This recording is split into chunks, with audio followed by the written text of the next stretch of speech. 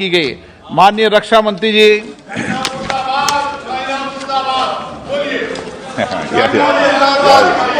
आप बोलिए पाकिस्तान मुर्दाबाद।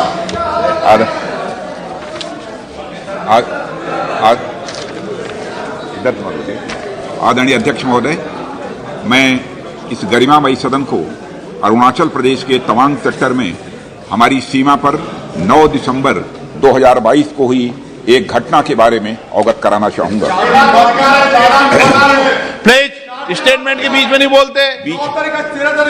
नो प्लीज में छुट्टी भी थी।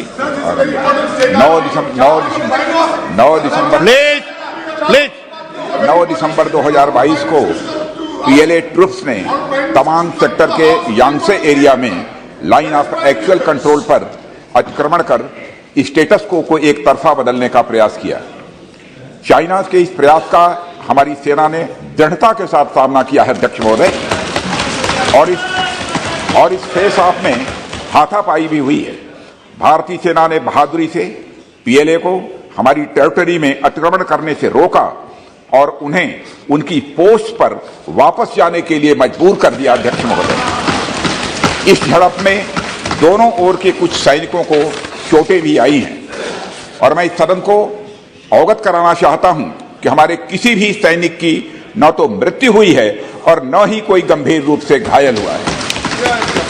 इंडियन मिलिट्री कमांडर्स के टाइमली इंटरवेंशन के कारण पीएलए सोल्जर्स अपनी लोकेशंस पर वापस चले गए अध्यक्ष महोदय, और इस घटना के पश्चात एरिया के लोकल कमांडर ने 11 दिसंबर 2022 को अपने चाइनीज काउंटर पार्ट के साथ स्थापित व्यवस्था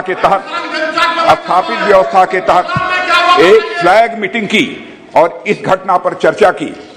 चीनी पक्ष को इस तरह के एक्शन के लिए मना किया गया और सीमा पर शांति बनाए रखने के लिए कहा गया। इस मुद्दे को चीनी पक्ष के साथ कूटनीतिक स्तर पर भी उठाया गया है। अध्यक्ष महोदय, मैं इस सदन को आश्वस्त करना चाहता हूं कि हमारी सेनाएं हमारी भौमिक अखंडता को सुरक्षित रखने के लिए पूरी तरह से प्रतिबद्ध हैं और इसके खिलाफ किसी भी प्रयास को रोकने के लिए सदैव तत्पर है हमारी भारत की सेना।